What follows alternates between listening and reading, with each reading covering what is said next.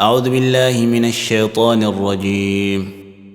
والمحصنات من النساء إلا ما ملكت أيمانكم كتاب الله عليكم، وأحل لكم ما وراء ذلكم أن تبتغوا بأموالكم محصنين غير مسافحين، فما استمتعتم به منهن فآتوهن أجورهن فريضة، ولا جناح عليكم فيما تراضيتم به من بعد الفريضة، إن الله كان عليما حكيما.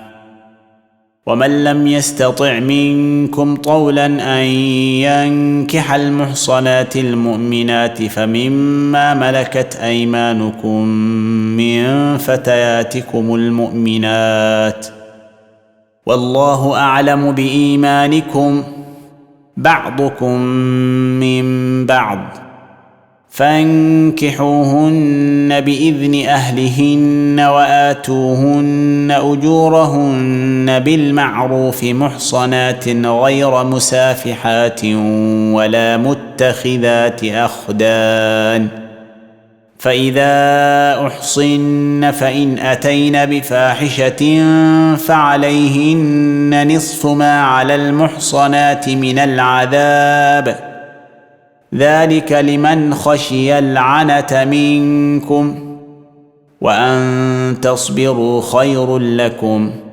والله غفور رحيم.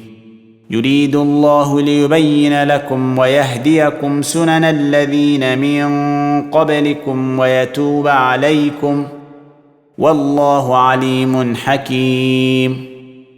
والله يريد أن يتوب عليكم ويريد الذين يتبعون الشهوات أن تميلوا ميلا عظيما. يريد الله أن يخفف عنكم، وخلق الإنسان ضعيفا.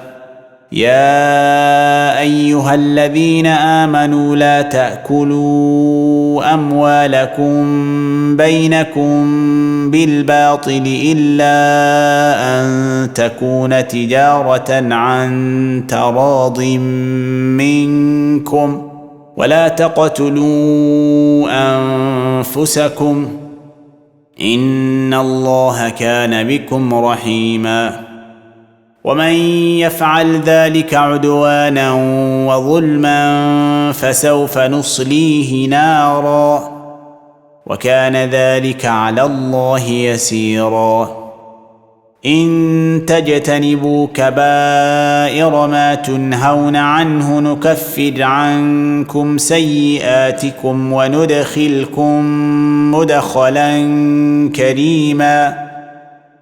ولا تتمنوا ما فضل الله به بعضكم على بعض، للرجال نصيب مما اكتسبوا وللنساء نصيب مما اكتسبن، واسألوا الله من فضله، إن الله كان بكل شيء عليما.